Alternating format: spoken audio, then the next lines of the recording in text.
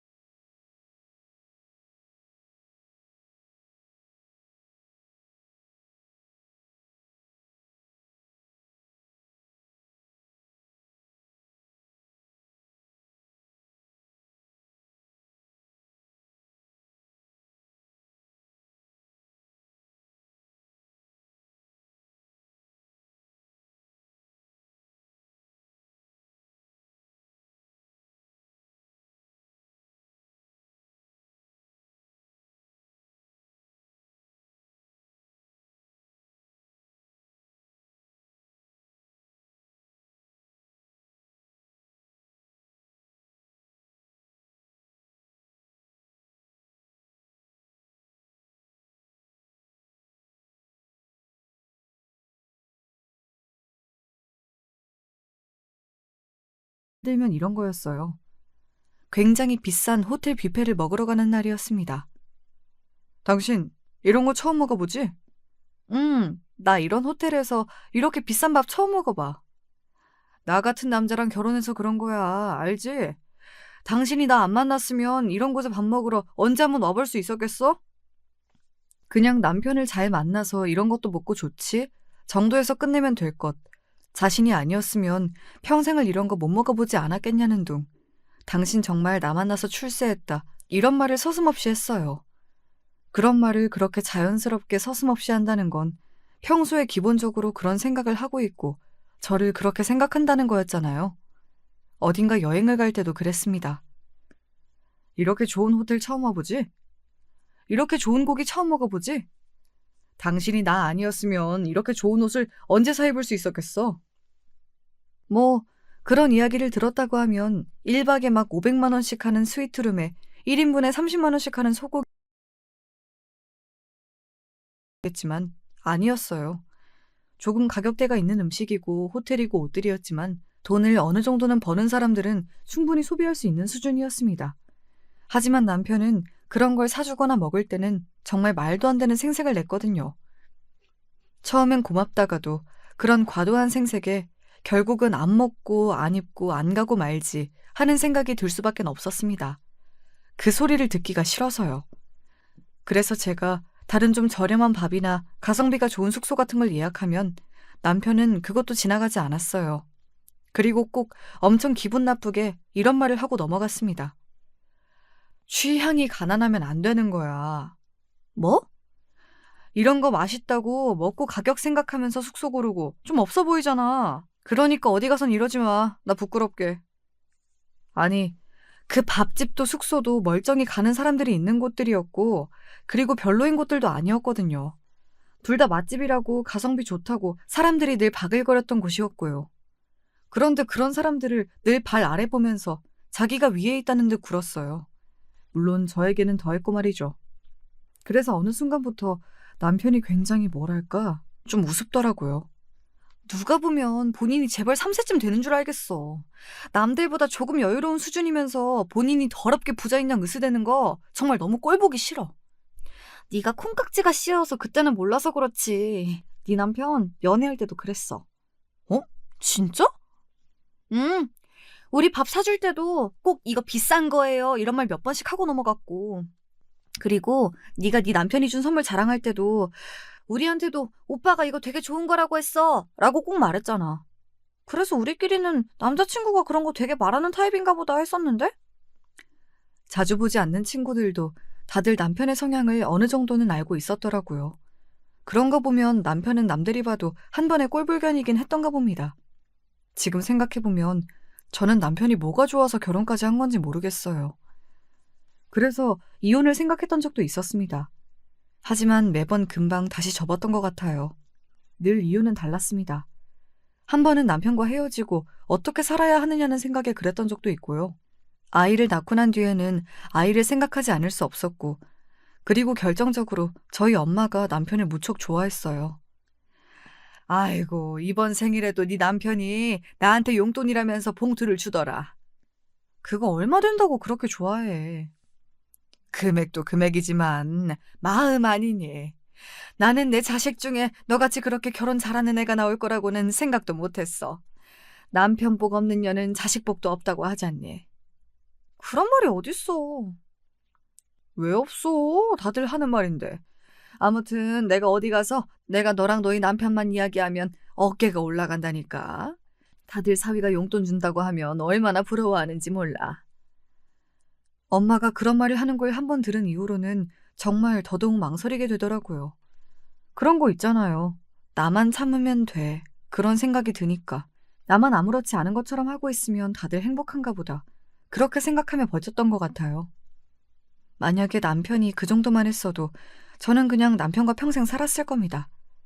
그냥 생색내기 좋아하고 그로 인해 나를 조금 무시하더라도 뭐 엄마가 저렇게 좋아하고 아이에게도 아빠가 있는 게 좋으니까 하고 생각하면서 말이죠. 하지만 불행히도 남편은 거기서 멈추지 않고 점점 더 심해졌습니다. 원래 그렇잖아요. 누가 잘못되었다고 지적해주지 않은 상태에서 그 잘못됨이 지속이 되면 점점 더 죄의식 없이 더하게 된다는 거 말입니다. 저희 남편이 딱 그랬어요. 내가 내 무덤을 판 것 같아. 갑자기 그게 무슨 소리야? 오늘 동창회를 갔다 왔는데 동식이 마누라가 글쎄 약사래 약사. 그게 무덤 팠다는 거랑 무슨 상관인데? 제 그 질문에 남편은 저를 굉장히 한심하다는 듯 바라보고서는 한숨을 푹 쉬더군요. 그리고 세상 짜증이 난 듯 짜증스러운 얼굴로 이렇게 이야기했었던 게 기억이 납니다. 동식이가 나보다 못 살고 공부도 못했다고. 그런데? 나보다 결혼을 잘했잖아. 내가 진 거 같잖아. 나랑 결혼한 걸 후회한단 소리야? 너 같으면 좋겠냐? 어? 내가 오늘 마누라 뭐 하냐는 말에 쪽팔려서 아무 말도 못했다고. 집에서 쳐논다는 말을 어떻게 하냐? 마누라가 쪽팔린다는 말을 그렇게 아무렇지 않게 할 수 있어? 이건 교육도 제대로 안 돼 있어. 하늘 같은 남편이 말을 했는데 어디서 대꾸를 해? 어? 너 진짜 한 대 맞고 싶냐? 때려! 때리라고! 내가 못할 줄 알아? 그날 처음으로 남편한테 맞았어요. 세게 맞거나 많이 맞은 건 아니었지만 아마 누군가에게 맞아보신 분은 아실 겁니다. 처음에 그 충격이 엄청났던 것 같아요. 그래서 아직 그날이 제 기억 속에 굉장히 충격적인 일로 기억되어 있고요. 그 뒤로도 남편에게 여러 번 맞았지만 그날의 기억이 가장 크게 남아있거든요. 네, 그날 이후로 남편은 저를 향해 폭력을 행사하기 시작했습니다. 한 번이 어렵지 두 번, 세 번은 쉽더라고요. 나중에는 정말 죄의식을 느끼지도 미안해하지도 않는 것 같았고 말이죠. 하지만 저는 그럼에도 남편에게 벗어날 생각을 하지 못했습니다. 겁쟁이였죠 뭐. 그리고 저를 우습게 보기 시작하니 저희 가족은 더더욱 그렇게 될 수밖에 없었어요. 하루는 제 여동생에 대해 이런 말을 하더군요. 저에게는 여동생이 하나 있었거든요. 시집을 가지 않은. 처제는 결혼을 못한 거지? 걔는 안 한 건데? 남자친구 있었는데 안 했잖아. 할 수 있는데 안 하는 사람이 어딨어. 그건 핑계일 뿐이고. 그냥 못한 거지. 처제가 남자들한테 인기 있을 타입은 아니잖아. 동생을 갑자기 험담하는 그 분위기에 기분이 나빠서 인상을 썼었습니다. 그랬더니 저를 보면서 약간 비웃더군요. 그러고는 이렇게 말했습니다. 왜? 동생 욕하니까 기분 나빠? 근데 처제는 너무 여자가 고분고분한 맛이 없어. 사람이 너무 드세기만 하잖아. 나는 걔가 부러운데? 제 그 말에 남편이 인상을 팍 쓰더군요. 뭐가 부러운데? 대체 왜? 너도 혼자 살고 싶어? 아니면 남자한테 따박따박 말 다 받아치면서 그걸 당당하다고 생각하고 살고 싶어? 자기 일하고 자신감 넘치고 나는 내 동생 멋지다고 생각하는데? 이게 어디서 남편이 이렇게 이야기하는데도 그게 자신감 넘치는 거야? 그냥 나이 먹고 결혼 못하는 노처녀가 성격만 더러워진 거지. 내 동생이야. 그만 욕해. 이게 진짜 미쳤나? 네 남편은 안 무섭냐? 어? 그날 저는 남편에게 정말 많이 맞았습니다. 지금 와서 생각해보면 남편은 제 동생이 무서웠던 것 같아요. 늘 바른 말만 하는 것도 그랬지만 제가 동생을 보면서 다른 생각을 하게 될까봐 그랬던 걸로 생각합니다. 혹시나 자기한테 대들까봐, 그리고 혹시나 도망이라도 갈까 봐서 말이죠. 거의 1시간 가까이 맞고 바닥에 널브러져 있는 저를 내려다보며 남편이 했던 말이 생각이 납니다. 너는 진짜 아무 데도 못 가. 너 도망치면 내가 진짜 지구 끝까지 가서 가만 안 둘 테니까. 죽어도 이 집 식구로 죽어. 알겠어? 어쩌면 제가 남편에게 도망칠 생각을 하지 못했던 가장 결정적인 이유가 그거지 않을까 싶기도 해요. 정말로 남편은 그렇게 할 수 있는 사람이라고 생각했으니 말입니다. 그렇게 저는 남편에게 복종하며 살았습니다. 정말로 말 그대로 복종이었어요. 죽으라면 죽는 신용까지 하며 살았으니 말입니다. 물론 그런 제 모습을 이상하게 보는 사람들이 있기는 했습니다. 가족들은 물론이었고요. 너 요즘 안 좋은 일 있니? 아니, 내가 그럴 게 뭐가 있어. 그러니까 네가 그럴 일이 없는데 애가 얼굴이 너무 안 좋아서 하는 말이야. 요즘 컨디션이 안 좋은가 봐. 자기 몸은 자기가 챙겨야 한다. 알지? 친구들마저 저에게 무슨 일이 있는지를 물어봤어요. 너 얼굴도 얼굴인데 사람이 뭐랄까 기운이 하나도 없어 보이고 어딘가 영혼이 빠져나간 사람 같아. 별일 없어. 정말 그런 거 맞아? 별일 없다니까? 제가 버럭 소리를 지르자 친구가 놀라서 눈을 동그랗게 뜨고 저를 바라보더군요. 저는 성격도 이상해지고 있었습니다. 그러니 당연히 사람들을 만나는 것도 꺼리게 됐어요. 그리고 제가 남편에게 학대당하고 산다는 사실을 남들에게 알리고 싶지 않았습니다. 지금 생각하면 그걸 부끄러워했다는 것조차 부끄러운데 그때는 남들이 제가 이렇게 산다는 걸 몰랐으면 하는 마음이 컸던 것 같아요. 그래서 점점 더 숨어 살 수밖에 없었습니다. 어두침침한 얼굴을 해가지고 나는 너만 보면 속이 뒤집혀. 그러면 이혼할래? 어느 날은 진심을 담아 그렇게 이야기했던 적이 있어요. 제 얼굴을 보는 것만으로도 짜증이 난다는 남편이 왜 나와 헤어지지 않는 건지 늘 궁금했었거든요. 그리도 남편이 이혼만 해준다면 위자료고 뭐고 받지 않고 그냥 나갈 생각도 있었습니다. 너 미쳤어? 아니, 나는 당신이 나를 너무 싫어하니까. 그렇다고 해도 그 말이 나오는 건 내 입에서 나와야지. 어디서 감히 네가 이혼 이야기를 먼저 꺼내? 너 정말 돼지고 싶냐? 어? 아니, 미안해. 남편에게 맞으며 생긴 습관 아닌 습관이 하나 있는데 그건 위협적인 상황이 생기거나 누군가가 저에게 손만 들어도 제가 움찔하면서 손으로 저 자신을 막는다는 것이었습니다. 어디서 보니까 학대당하고 사는 사람들이 가진 버릇이라고 하더라고요. 아직 저는 그 습관을 고치지 못했어요. 꽤 오래 걸리는 것 같아서 남편이 나에게 얼마나 큰 상처를 준 건지 매일 새롭게 깨닫고 있습니다. 아무튼 그날도 정말 뒤지게 맞았던 것 같아요. 그리고 그날 이후 남편의 친구들과 다 같이 부부 동반으로 모이는 자리가 있었습니다. 남편이 저를 향해 손을 들었고 저는 움찔하며 저를 손으로 막았어요. 그리고 그 장면을 거기 있는 모두가 봤고 말이죠. 바보가 아닌 이상 알 수 있었을 겁니다. 아, 저 여자 맞고 사는구나 하고 말이죠. 누가 보면 내가 당신 때리는 줄 알겠어. 라고 말하며 거기서는 사람 좋은 척 웃었지만 아마 속으로는 아무도 남편의 그 말을 믿지 않았을 거예요. 그리고 집으로 돌아와서는 또 자신을 쪽팔리게 했다며 저를 때렸고 말이죠. 저는 그렇게 남편에게 맞아가며 점점 더 제 자아를 잃어만 갔습니다. 김서방이랑 언제 한번 집에 와라. 아버지 집에 오셨어요? 그래, 다 같이 밥이나 먹자. 아버진 목수셨어요. 사람들은 공사장에서 목수일을 하는 아버지를 노가다라 부르기도 했지만 아니었습니다. 아마 아시는 분들은 아시겠지만 목수는 꽤 전문적인 일을 하는 직업군이고 또 수입도 꽤 되거든요. 게다가 아버지는 실력이 있고 성실하기까지 하셔서 찾는 사람들이 많았고 말이죠. 한번 지방에 큰 공사가 있으면 몇 개월에서 몇 년까지 집에 올라오지 않으시는 일도 있었습니다. 아버지 집에 오셨대. 당신이랑 다 같이 밥이나 먹자고 오라고 하시던데?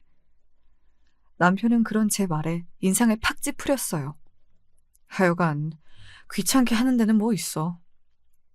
당신 가기 힘들면 나만 가도 되고. 왜? 가서 울면서 내 남편이 나 때린다 그런 소리라도 하게? 저는 전혀 그럴 생각이 없었거든요. 게다가 오랜만에 보는 아버지에게 그런 소리를 할 생각은 더더욱 없었고요. 그런데 그즈음에 남편은 저를 혼자 어디 내보내기 참 무서워했던 것 같아요. 제 몸에 멍이 늘어갔고 또 사람들이 저에게 무슨 일이 있는 건 아닌지 의심하는 일이 종종 생기자 혹시나 자신이 저를 학대하는 일을 사람들이 알게 될까봐 정말 같이 있는 내내 늘 저를 감시했습니다. 같이 있지 않을 때도 수시로 연락해서 어디에 있는지 물었고 말이죠. 이참에 뭐 제대로 된 사회 노릇 좀 해보지. 남편은 그렇게 말하며 으쓱하더군요. 그리고 지방의 친구에게 샀다며 대게 한 박스를 가지고 와서는 저보고 친정에 가자고 했습니다. 비싸다는 대게를 집에 가져다 주고는 자기는 착한 사위인 양 보이고 싶었던 것 같아요. 아이고, 뭐 이런 걸 다 가지고 왔어. 그냥 와도 되는데. 엄마가 남편을 보고 활짝 웃으며 그렇게 이야기했습니다. 그때까지는 여전히 엄마에게 남편은 세상에 둘도 없는 사위였으니까요. 아버님 오랜만에 뵙는데 이 정도는 제가 준비해야죠. 고맙네. 비쌀 텐데. 아닙니다. 잘 지내셨죠? 건강은요? 부모님과 남편의 화기애애한 모습을 보며 저는 두 가지 감정이 들었던 것 같아요. 하나는 부모님이 내가 이렇게 사는 걸 모르셔서 다행이다 하는 생각과 내가 이렇게 힘든 걸 몰라주지 하는 서러움. 이 두 가지 말입니다. 그런데 우리 딸은 얼굴이 왜 그렇게 상했냐? 어디 아파? 요즘 컨디션이 좀 안 좋다고 하더라고요. 남편의 말에 아버지는 고개를 끄덕이며 저를 가만히 바라봤습니다. 그러고는 병원을 꼭 가보라고 말을 하고 나서 다시 남편과 대화를 나눴어요. 아이고, 맛있네, 맛있어. 그렇게 맛있어? 그럼 맛있지. 이게 한두 푼 하는 거냐? 어디? 우리 사위 덕에 이렇게 좋은 것도 먹어보고 호강하네, 호강해. 이렇게 좋아하시니 앞으로 자주 사드려야겠는데요? 아이고, 내가 무슨 복이야, 그래.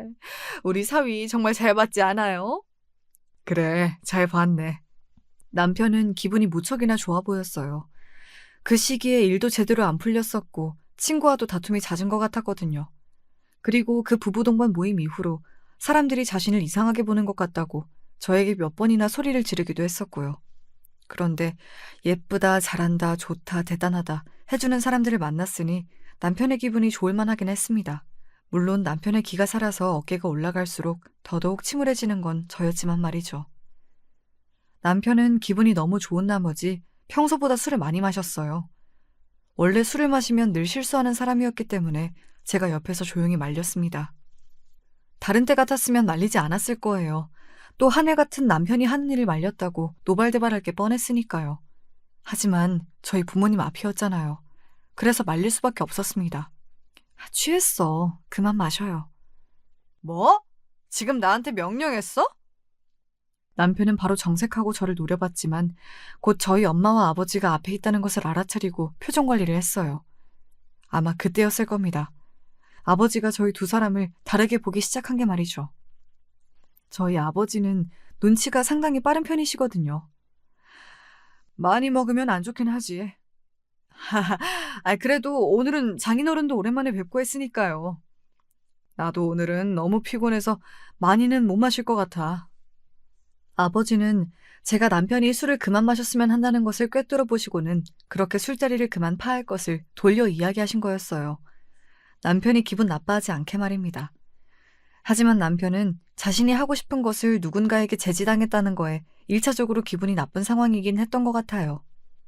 아이, 그러지 마시고 장인어른, 제 술도 한 잔 받으세요.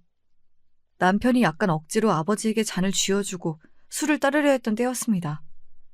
아버지가 술을 받지 않고 그 술잔을 식탁에 탁 하고 소리가 나게 내려놨어요.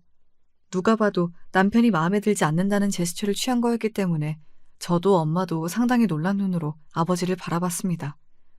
특히 엄마는 정말 많이 놀란 것 같았어요. 아니, 지금 당신 왜 그래요? 취했어요? 취하기는 뭐가 취해? 취할까봐 그만 먹는다는 거지. 아니, 그래도 사람 민망하게 이게 무슨... 그리고 저는 보았습니다. 남편의 얼굴이 실시간으로 어두워지는 것을 말이죠. 원래도 본인이 화가 나면 참는 성격은 아니긴 했지만 술을 마시거나 하면 그걸 더 제어하기 힘들었어요. 저도 그래서 남편이 조금이라도 취한 것 같은 날에는 더더욱 조심했고 말이죠. 장인어른. 남편이 아버지를 낮은 목소리로 불렀고 아버지는 그런 남편을 아무 말 없이 바라봤습니다. 저는 그때 알아차렸던 것 같아요. 아, 아버지가 뭔가를 알고 있다. 방금 그 행동은 일부러 한 행동이다 하는 것을 말입니다. 왜 그러냐? 뭐가 문제야? 제가 지금 기분이 너무 좋아서 같이 좀 맞춰달라는 건데 그걸 못 해주신다는 거예요? 에? 과음은 좋지 않으니 하는 말 아닌가? 남편의 언성이 높아지는 것을 본 엄마가 눈을 동그랗게 떴지만 아버지는 아무런 동요가 없었습니다. 여전히 조금 전과 똑같은 얼굴과 목소리로 남편을 향해 계속 이야기를 이어나갔어요. 오늘은 그만하고 집으로 돌아가게. 그리고 우리 딸은 오늘 하루 여기서 자고 가게 두고. 알겠지? 아마도 아버지의 생각은 남편을 집으로 보내놓고 저에게 무슨 일이 있었는지 세세하게 캐물을 생각이셨던 것 같아요. 하지만 그렇게 하지 않아도 남편이 저에게 어떤 짓을 하는지 알 수 있게 되었지만요. 여기서 자고 간다고요? 이 사람이? 딸내미가 부모 집에서 하루 자고 가는 게 이상한 일은 아니지 않는가? 아버지의 말투가 점점 날카로워지고 있었어요. 아버지는 눈치를 완전히 채신 겁니다. 어느 정도인지 몰라도 제 결혼 생활이 평탄하지 않고 그 원인은 바로 남편에게 있다는 것을 말이죠. 엄마는 중간에서 몹시 곤란해하셨어요. 당신 왜 이래요? 취했어요? 한 병도 안 마셨는데 뭐가 취해? 그냥 우리 딸 오랜만에 봐서 이런저런 이야기 나누고 싶은 마음에 하루 자고 가라고 하는 건데 그게 문제요? 사실 아버지가 잘못한 건 없었습니다. 그러니 엄마도 남편 눈치를 한번 힐끔 보고서는 어색하게 웃으며 이렇게 이야기한 거고 말이죠. 그래, 오늘 하루만 얘 집에 두고 가. 어? 내일 일찍 보낼게. 아버지는 엄마의 그런 태도에 인상을 확 찌푸리셨어요. 나중에 들은 이야기인데 딸내미 앞에서 그렇게 사위에게 설설 기는 모습을 보여주면 남편이 저도 우습게 보는 게 당연하다고 그런 생각을 하셨던 것 같더라고요. 싫은데요? 남편이 그렇게 이야기하며 젓가락을 소리가 나게 식탁에 내려놨습니다. 아니 사실상 던진 거나 마찬가지였어요. 남편의 모습은 엄마는 놀란 눈으로 바라봤고 아버지는 아무런 감정이 없는 눈으로 바라봤습니다. 저는 놀라긴 했던 것 같아요. 남편의 그런 모습을 처음 봐서? 그런 이유는 전혀 아니었고요. 다른 사람 앞에서 그렇게 막 나갈 줄은 몰랐기 때문에 그거에 놀랐습니다. 자네, 지금 뭐라고 했나? 싫다고 했어요. 시집 보냈으면 끝 아닌가요? 아버님은 출가 외인이라는 말도 모르세요? 저 사람은 이제 우리 집 사람이에요.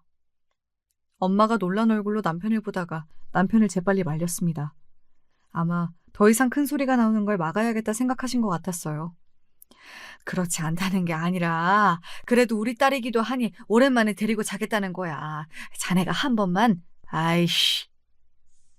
남편이 욕을 했습니다. 그리고 남편의 그 욕을 엄마도 아버지도 다 선명하게 들었고 말이죠. 엄마는 너무 놀라서 그 자리에서 입을 떡 벌리고 굳었어요. 엄마는 정말로 몰랐다고 하더라고요. 남편이 그런 사람이라는 걸 말입니다. 자네 지금 뭐라고 했나? 이 집안 사람들은 대체로 자기 주제 파악이 잘 안 되는 것 같아요. 내력인가? 뭐? 아니, 전현도 매일 지 주제 파악 못해서 나한테 맞거든요? 저는 거기서 굳을 수밖에 없었습니다. 그 말까지 남편이 할 줄은 정말로 몰랐거든요. 그리고 얼굴이 시뻘겋게 달아오른 게 느껴졌어요. 수치심 뭐 그런 감정도 있었던 것 같고 부모님이 몰랐으면 하는 마음이 컸으니까 그거에서 오는 복합적인 감정이었던 것 같아요. 뭐? 맞아? 네. 매일을 나한테 개처럼 맞으면서 살거든요. 몰랐죠? 아버지의 표정이 험악해지는 것을 저는 봤습니다. 평소엔 순해 보여도 화가 나면 너무 무서운 분이셨거든요. 그런 아버지의 모습을 알아서 저도 아버지를 조금 어려워하는 것도 있었고 엄마도 정말로 중요한 때는 아버지 말을 다 들었고요. 하지만 남편은 몰랐죠. 아버지의 그런 모습을 단 한 번도 본 적이 없었으니까요. 비싼 밥 사 먹였더니 자꾸 이렇게 사람을 열을 받게 하네? 어? 이게 얼마짜리 댁인 줄 알아? 어? 앞서 이야기했지만 남편은 자기가 돈을 쓰거나 남에게 잘해준 게 있으면 그걸 끝까지 생색을 내고 감사하다는 인사를 100번은 받아야 하는 사람이었거든요. 그런데 그 인사를 채 받지도 못했는데 이렇게 자신의 빈정을 상하게 했으니 남편의 입장에서는 엄청나게 화가 날 만한 일이었던 겁니다. 아버님은 이런 거 드셔보시기나 하셨어요? 평생? 남편은 그렇게 말하며 아버지를 비아냥거렸습니다. 그리고 급기야는 댁의 다리를 하나 들어서는 그걸로 아버지의 어깨를 밀었어요. 정말 누가 봐도 폐륜, 하극상, 뭐 그런 단어들이 생각나는 행동이었습니다. 평생 노가다꾼으로 살아온 양반이 이런 귀한 거 먹어보기나 했냐고. 사위 덕에 먹어봤으면 고맙다 납작 엎드려서 좋은 말이나 해댈 것이지 어디 시집보낸 딸내미를 자고 가라 어쩌라 하면서 나한테 명령질이야. 어? 확실히 취하긴 한 것 같다는 생각이 들었습니다. 그때 제 머릿속에 한 가지 생각이 스쳐 지나갔어요. 그 생각이 든 순간 남편을 말려야겠다는 마음밖에 들지 않았습니다. 그래서 저는 남편의 팔을 재빨리 잡았어요. 그러고는 이렇게 말했습니다. 나 그냥 집에 갈 테니까 당신도 그만 마셔. 그리고 일어나자, 어? 너 오늘 집에 못 간다. 자고 가. 아버지. 아니 이것들이 진짜! 남편이 자리에서 벌떡 일어서며 저를 밀었습니다. 그래서 저는 넘어졌고요. 제가 남편을 말린 이유가 그거였어요. 바로 혹여나 저와 아버지에게 지금 이 자리에서 폭력을 행사할까 싶어서 말입니다. 그것만큼은 부모님에게 보여주거나 당하게 하고 싶지 않았거든요. 이 노인네가 죽고 싶나? 너도 맞을래? 어? 나한테 뒤지게 맞아야 정신을 차리지? 네 딸내미처럼! 남편은 해선 안 될 말을 입에 담고야 말았어요. 그 순간 엄마의 표정이 굳었고 그리고 아버지의 눈이 돌아가는 게 보였습니다. 그리고 저는 다 끝났다는 생각에 멍하니 바닥에 앉아 있었던 것 같아요. 이 개자식이! 아버지는 그렇게 이야기하며 손에 온 힘을 실어 남편의 얼굴을 후려 갈겼습니다. 퍽 하는 소리가 거실에 울려 퍼졌어요. 짝도 아니었습니다. 퍽이었어요. 앞서 이야기했지만 저희 아버지의 직업은 목수셨습니다. 그동안 공사판에서 그렇게 험한 일을 하면서 얼마나 손이 두껍고 커졌겠어요. 그리고 그 힘은 말할 것도 없고 말이죠. 아버지 장난으로 툭 치기만 해도 엄마가 아프다고 쓰러지는 신용을 했었으니까요. 그런 게 그 손으로, 그것도 아버지가 온 힘과 체중을 다 실은 상태로 남편은 뺨을 얻어맞은 겁니다. 아마 어디서 뭐 몽둥이를 하나 가져다 자기의 머리를 치는 것 같았을 거예요. 나중에 잠깐 여기가 이승인지 저승인지 했다는 생각이 들었다는 걸 나중에 들었거든요. 이게 지금 뭐 하는 짓이세요? 이놈이 내 딸 때렸다면서. 그러면 너도 나한테 맞아야지. 안 그래? 아버지는 그렇게 이야기하며 소매를 다시 걷어붙였습니다. 당장이라도 남편의 뺨이며 뭐며 다 때릴 기세로 말이죠. 남편은 그런 아버지의 모습에 움찔하는 게 보였어요. 힘으로 하면 자신이 이길 수 없다는 걸 아마 직감적으로 알았을 겁니다. 남편의 분노는 늘 자신보다 약한 사람들을 향했으니까요. 경찰에 신고할 거예요. 그래 해. 그 전에 너는 나한테 일단 죽어. 알겠어? 아버지의 그런 모습에 남편은 자리에서 벌떡 일어나 도망가던 몸을 피했습니다. 그 모습이 어찌나 웃기고 추하던지 아직도 생생하게 기억나네요. 이리 못 와? 내가 너 죽여버린다, 어? 어딜 우리 딸을 때려. 이 작은 애를 때릴 곳이 어디 있다고. 너는 오늘 내 손에 죽어. 그 순간 제 눈에서 눈물이 흘러나왔어요. 뭐 운다, 울 거야 이런 생각을 하고 온 게 아니라 그냥 저도 모르게 주르륵 나오는 눈물이었어요. 눈물이 뚝 하고 흐르는 걸 보고 아, 내가 울고 있구나 하고 깨달았으니 말입니다. 아이고, 나는 이런 줄도 모르고 내 새끼가 이렇게 사는 줄도 모르고. 그리고 엄마의 통곡이 시작되었습니다. 그러는 사이 남편은 재빨리 도망을 갔어요. 아버지는 그런 남편을 쫓아나갔습니다. 저는 계속 멍하니 앉아서 눈물을 흘렸고요. 엄마가 저를 안아줬습니다. 그러고는 정말 수천 번 사과를 하셨던 것 같아요. 엄마가 미안하다. 내가 미안해. 저런 쓰레기 같은 놈을 귀하다고 물고 빨고 했으니 우리 딸이 속이 얼마나 뒤집어졌을꼬. 내가 너무 미안하다. 엄마가 미안해. 괜찮지 않았어요. 그동안의 일도, 그리고 부모님이 모든 걸 알아버린 그때의 상황도 말이죠. 그래서 엄마한테 괜찮다라는 말도 해주지 못하고 가만히 안겨서 울기만 했던 것 같습니다. 그리고 잠시 뒤 아버지가 분한 얼굴로 집으로 들어오셨어요. 그 새끼 어떻게 했냐는 엄마의 말에 너무 빨리 도망가서 잡지 못했다고 아버지는 한숨을 쉬시더군요. 그리고 저는 엄마의 품에 안겨 쓰러지듯 잠이 들었습니다. 그리고 그 다음날부터 엄청난 일들이 벌어졌어요.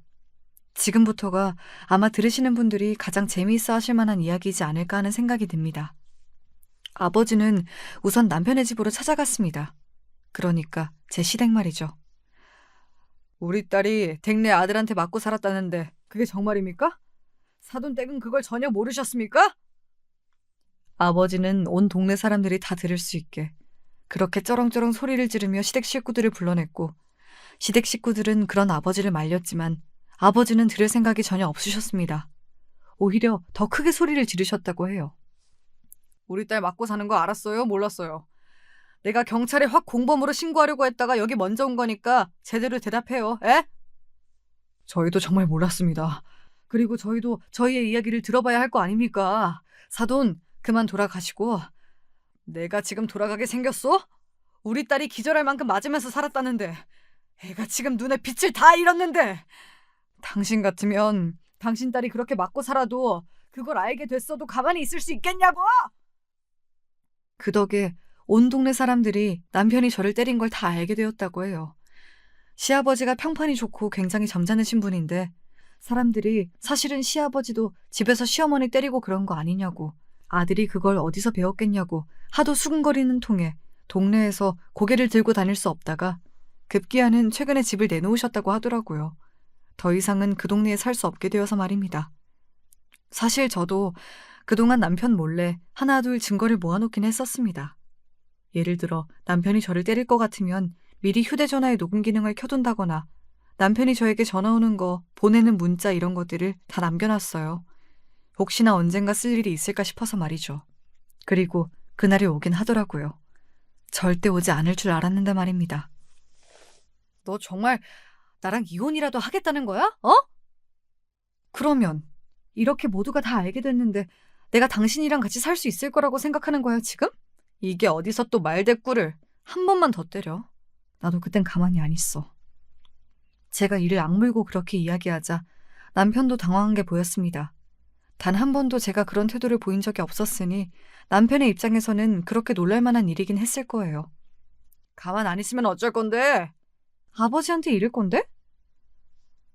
말은 그렇게 해도 태도에서는 이미 좀 게 티가 났어요. 그리고 남편은 저희 아버지에게 엄청 겁을 먹은 것 같더라고요. 아버지 이야기만 해도 움찔하는 걸 보고 알았습니다. 그날 맞았던 게 꽤나 아팠던 모양이더라고요. 게다가 아버지를 절대 이길 수 없다는 것도 알게 된 모양이었고요. 그리고 너는 정말 내가 그동안 그냥 당하고만 있었을 거라고 생각하니? 그게 무슨 소리야? 남편은 정말 영문을 모르겠다는 듯 저를 바라보더군요. 그런 남편에게 제가 서류 봉투 하나를 건넸습니다. 그걸 열어본 남편의 표정이 점점 굳다 못해 하얗게 질려갔어요. 아니, 이걸 다 어떻게, 언제 이걸... 그 안에는 그간 제가 모았던 저를 향한 남편의 학대에 대한 증거들이 가득했습니다. 저를 때렸던 날 병원에 가서 찍었던 사진, 그리고 의사의 진단서, 남편의 폭언이 담긴 문자의 내용들, 그리고 저를 때릴 때의 음성이 녹음된 파일들까지 말이죠. 그게 끝이 아니야. 더 봐.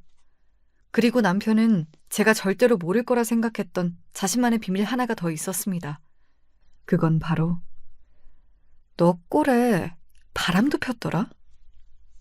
불륜까지 한 거예요. 저는 남편이 불륜을 한 것 자체는 기분이 나쁘거나 하지 않아요. 배신감? 그런 거 전혀 느끼지 못했습니다. 오히려 남편이 다른 여자를 만난다는 걸 알고 기쁘기까지 했었거든요. 제발 나를 버리고 그 여자에게 가라 라는 생각을 할 만큼 말이죠. 하지만 이런 상황에서 남편의 외도는 제가 더 쉽고 빠르게, 그리고 더 많은 것들을 받아내며 이혼을 할 수 있는 무기가 되었어요. 이미 그 자료들을 가지고 변호사를 다 만나고 온 다음이었고 말이죠. 남편이 말을 더듬었습니다. 이걸 다 모았단 말이야? 그동안? 그러면 내가 정말로 아무 생각도 없이 너한테 당하고만 살 줄 알았니? 나도 생각이라는 걸 해. 내가 진짜 등신이야? 어? 남편은 아무 말 없이 가만히 제가 보낸 자료들을 하나둘 봤습니다. 남편도 알았을 겁니다. 이혼하지 않을 방법은 그 어디에도 없을 거라는 걸 말이죠. 머리 굴리지 말고 순순히 도장 찍어. 그리고 다시는 내 앞에 나타나지 마. 알겠어? 만약에 내 요구를 하나도 들어주지 않으면 내가 무슨 짓을 할지 나도 몰라. 제 그 말에 남편은 쫀득했지만 그래도 끝까지 자존심을 세우더군요. 자기가 그렇게 무시하고 막대하던 아내에게 이런 소리를 듣는 게 퍽이나 자존심이 상한 모양이긴 했습니다. 정말 가짱키도 말이죠. 뭐 어떻게 할 건데? 아버지한테 이를 거라니까? 그리고 소송도 할 거야. 그리고 네가 가는 모든 곳에 네가 한 짓을 전시할 거야. 네 친구들, 네 회사 동료들, 네가 아는 모든 사람한테 이거 다 보낼 거라고. 알아들어? 이 개새끼야? 그 말은 정말 남편이 본인의 인생에서 들어본 말 중에 가장 무서운 말일 겁니다. 저는 확신할 수 있어요. 그렇게 사람 좋은 척을 하면서 가오 떨어지는 걸 죽기보다 싫어하는 양반이 자기 몸에 반도 안 되는 마누라를 팬 것도 모자라서 70이 넘은 장인어른에게 그렇게 맞고 도망을 다녔다는 것. 아마 죽기보다 주변 사람들에게 알려주기 싫었을 거예요. 알았어. 알겠으니까 합의서 들고 와. 그렇게 순순하게 대답하더군요. 그리고 이 말을 몇 번이나 했습니다. 깨끗하게 당신 원하는 거 다 해주면 소문 안 낼 거지? 진짜 소문 내지 마. 알겠지? 바로 이 말이요. 그렇게 저와 남편은 이혼했습니다. 재산 분할은 물론 위자료의 양육권까지 죄다 제가 가지고 왔어요. 그리고 남편은 제 허락 없이는 제 앞에도 아이 앞에도 나타나지 않겠다는 각서까지 썼고 말입니다. 저는 그렇게 지옥 같았던 결혼 생활을 끝냈습니다. 지금은 이렇게 이야기할 수 있어도 한동안은 그 관련된 이야기는 아무것도 하지 못했어요. 떠올리는 것조차 너무 고통스러웠으니까요. 이제는 어느 정도 상처가 치유가 되어 이런 이야기를 제가 먼저 꺼낼 수 있게 된 게 무척이나 다행이라는 생각이 드네요. 병원에 다니고 있기도 하고 무엇보다 제 주변에 좋은 사람들이 많아서 극복할 수 있었던 것 같습니다. 엄마는 제 얼굴만 보면 울려고 했는데 이제는 제 얼굴을 보면 좋은 이야기를 많이 해주려고 노력하세요. 그간 저에게 그런 일이 있었다는 걸 까맣게 모른 채 그저 사위가 예쁘다고만 했던 거에 대해 굉장한 죄책감을 느끼시고 있는 것 같았습니다. 전혀 그러지 않아도 되는데 말이죠. 저는 오히려 모르시길 바래서 감췄던 거기도 하고요. 그리고 아버지는 한동안 남편을 계속해서 괴롭혔어요. 아니, 괴롭혔다기보다 겁을 준 거죠. 너네 아버지같이 덩치도 좋고 힘도 좋고 게다가 나를 그렇게 때려본 적이 있는 사람이 그렇게 주변을 계속 돌아다니면 무섭지. 나 같아도 너한테 전화할 만한 것 같아. 남편이 저희 아버지가 무섭다고 더 이상 자신을 쫓아다니지 않았으면 한다고 전에서 연락해왔거든요. 고작 저런 인간이 무서워서 그간 잠자코 있었다는 게 어이가 없을 만큼 하찮다고 생각했던 것 같습니다. 아마 그 새끼는 저희 아버지가 무서워서라도 제 옆에 나타나진 않을 거예요. 아니, 그 전에 그 상간녀라는 여자와 다시 재혼했으니 더 그랬긴 했을 겁니다. 네, 남편은 금방 다시 재혼을 했습니다. 보통 이런 경우에는 그 상간녀를 욕하고 싶다든지 아니면 그래 너도 어차피 바람 피워서 하는 결혼이고 네 엿보니까 그런 개새끼한테 실컷 당해봐라 뭐 그런 생각이 들 것 같잖아요. 하지만 저는 둘 다 아니었습니다. 너무 불쌍하지 않니? 세상에 남편 불륜녀를 이렇게 진심으로 불쌍하다고 생각하는 사람은 너밖에 없을 거다 진짜로. 하지만 저는 정말로 그녀가 불쌍했거든요. 저와 같은 일을 당한다는 걸 생각하면 말이죠. 아무리 불륜이 엄청난 잘못이긴 하지만 제가 당했던 수년의 그런 일들을 다 당할 만큼의 죄는 아니라는 생각이 들기도 했고요. 그만큼 남편은 저를 학대했으니까요. 할 수만 있다면 그 불륜녀를 찾아가서 그 결혼은 절대 하지 말라고 뜯어말리고 싶었지만 주변에서 말렸습니다. 그 여자의 엿보이기도 하고 무엇보다 이제 더 이상 그 집 식구들과 엮이지 말라고 말이죠. 저도 그러고 싶진 않았기에 찾아가진 않았던 것 같아요. 그리고 얼마 지나지 않아 그 여자도 도망을 갔다는 소식을 들을 수 있었습니다. 다행이라고 생각했던 것 같아요. 그리고 저보다 낫다는 생각도 했고 말이죠. 그게 무슨 개소리야. 뭐가 너보다 나아. 나는 그 지옥을 바보같이 몇 년을 버티고 있었는데 금방 도망가잖아. 그것만으로도 똑똑한 거지. 나보다 나아. 어이가 없다. 어이가 없어. 세상에 불륜녀를 그렇게 생각해주는 사람은 너밖에 없을 거다 아마. 친구는 그렇게 이야기하며 고개를 저었지만 본인도 그렇게 생각하긴 했을 거예요. 그런 남자한테 여자가 당하고 사는 건 마음이 쓰이는 일이니까 말이죠. 심지어는 저희 엄마도 그 불륜녀 어떡하냐는 말을 했을 정도니까요. 시댁은 이사하였고 남편은 회사에서 잘렸습니다. 동네에 소문이 파다하게 났는데 그게 남편의 회사에까지 흘러들어간 모양이었어요. 회사에서 권고사직을 당했다고 하더군요. 그 자존심에 회사에서 나가줬으면 하는 의사를 표했을 때 버티기란 쉽지 않았을 것 같긴 해요. 그리고 매일을 집안에 갇혀서 게임만 한다고 들었습니다. 그 때문에 시어머니의 속이 말이 아니라고 말이죠. 사실 시어머니에게는 감정이 조금 있긴 해요. 시아버지는 몰라도 시어머니는 제가 남편에게 그렇게 맞고 살았다는 걸 절대 모를 리 없었거든요. 그런데 아는 척하면 저를 도와주거나 자신의 아들에게 뭐라고 해야 하니까 모르는 척하는 걸 택했던 거고 말이죠. 그걸 생각하면 그냥 지금 그렇게 속상해하고 고통받는 게 업보라는 생각이 듭니다. 제 버릇 개 못 준다는 말이 있죠. 남편은 동네에서도 자기보다 못한 사람에게 손가락질하고 어디 식당에 가서도 가게 사장님한테 이렇게 남 비위 맞춰주면서 밥 벌어먹고 사는 거 힘들지 않냐 뭐 그런 식의 이야기를 했다가 시비가 붙어서 싸움이 났다는 이야기를 들었습니다. 그리고 경찰이 와서 합의금을 몇 번이나 물어줘야 했다고 말이죠. 친구들에게도 다 손절을 당했다고 하더군요. 전에 왜 약사 아내와 결혼했다던 그 친구에게도 시비를 걸었다고 했습니다. 나보다 평생을 못 낳던 애가 어떻게 자기보다 잘 살 수 있냐면서 화를 내서 말이죠. 그러면서 그 약사 아내를 자기가 꼬시겠다며 말도 안 되는 개소리를 해댔다고 하더군요. 친구에게도 회사에게도 손절을 당하고 이제 가족밖에 남지 않았다고 했습니다. 그마저도 시아버지나 동생들은 찾아오지도 않고 시어머니만 가끔 들여다본다고 말이죠.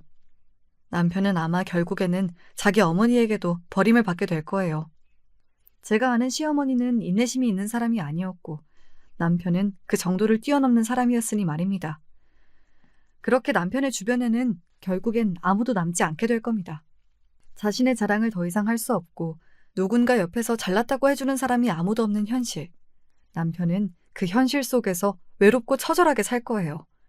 그게 저는 최고의 복수라고 생각합니다. 그리고 저는 그 반대로 정말 많이 행복해하며 좋은 일만 만들려고 노력하는 삶을 살 거라고 말이죠. 저에게는 좋은 사람들이 주변에 많으니까요. 남편과는 달리 말입니다. 한때는 정말 복이 없는 사람이다라고 생각했는데 이렇게 보니 제가 복이 많은 것 같기도 하네요. 나 이제 은퇴할 거다. 잘 생각하셨어요. 이제 편하게 쉬세요. 돈 없어서 굶어 죽을 걱정을 해야 하는 것도 아닌데. 그 전에 내가 너한테 줄 게 있다. 아버지는 그렇게 말씀하시면서 저에게 뭔가 하나를 건넸습니다. 바로 통장이었어요. 그리고 그걸 의아한 눈으로 열어보고서는 경악하는 눈으로 바뀔 수밖에 없었습니다. 너무 큰 돈이 들어있었거든요. 그동안 악착같이 모은 돈이야. 내 새끼들 주려고.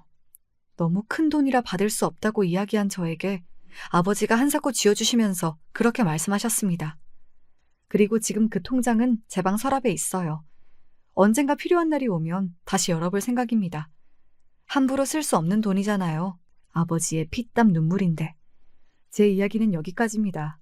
저는 오늘보다 내일, 그리고 모레 더 괜찮아지고 행복해질 거예요.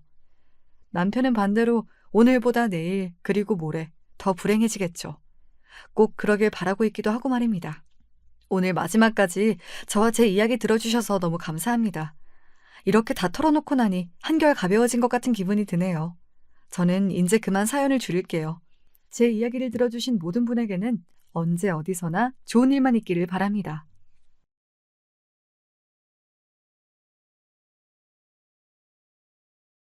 안녕하세요. 전 경기도에 살고 있는 40대 초반 여성입니다. 결혼한 지 8년 정도 됐고, 현재는 6살 난 아들 하나가 있어요.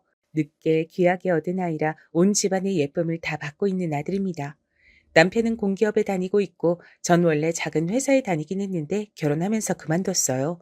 남편의 집이 손이 귀한 집안에 시어머니가 식당을 운영하시는데 그게 규모가 꽤 컸거든요. 그래서 나중엔 며느리가 있으면 좋겠다고 늘 얘기하셨어요. 남편은 외동아들이었으니 당연히 그건 절 얘기하는 거겠고요. 물론 그런 이유도 있긴 했지만 가장 큰 이유는 바로 아이였습니다. 조금 전에 얘기했듯 남편의 집안은 대대로 손이 아주 귀했고 전 빠르지 않은 나이에 결혼했어요. 사실 그것 때문에 시어머니가 절 마음에 안 들어 하신 부분도 있었고 말이죠. 처음 인사를 갔을 때 다른 것보다도 나이부터 물어보셨던 게 기억납니다. 올해 나이가 어떻게 되니? 33입니다. 아이고, 곧 있음 노산이네 그려. 처음 보는 자리에서 바로 그런 얘기부터 하셨으니까 말이죠. 사실 인사를 가기 전에 남편에게 어머니가 좀 그러신 편이라고 미리 얘기를 듣고 가긴 했지만 그럼에도 면전에 대고 바로 그런 얘기를 들으니 당황스럽고 놀라긴 했었습니다. 결혼하자마자 바로 임신부터 해라. 알겠지? 네? 아, 네.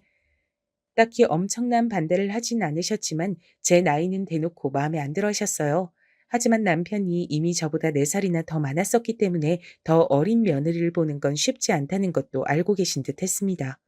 물론 시어머니의 식당이 잘 되고 있었고 남편이 공기업이라는 안정적인 직장을 다니고 있지만 남편도 곧 마흔인데 더 이상 미룰 수만은 없는 노릇이니까 말이죠.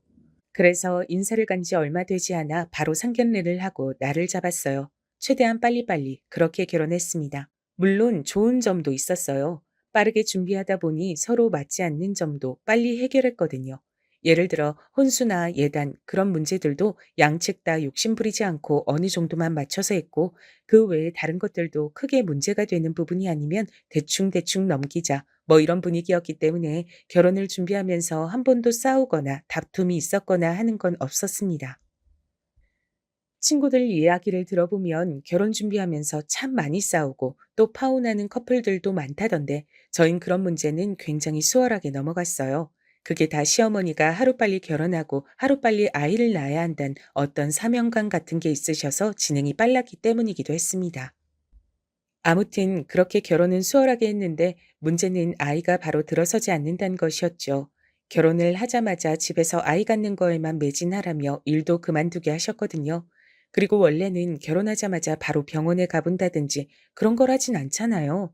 그냥 얼마간은 자연스럽게 신혼을 잘 보내다가 피임하지 않는데도 몇 년간 아이가 생기지 않으면 보통 검사를 하러 가는 게 일반적인데 저희 부부는 시어머니의 성화에 못 이겨 결혼한 지 한 달 만에 병원에 가야만 했죠.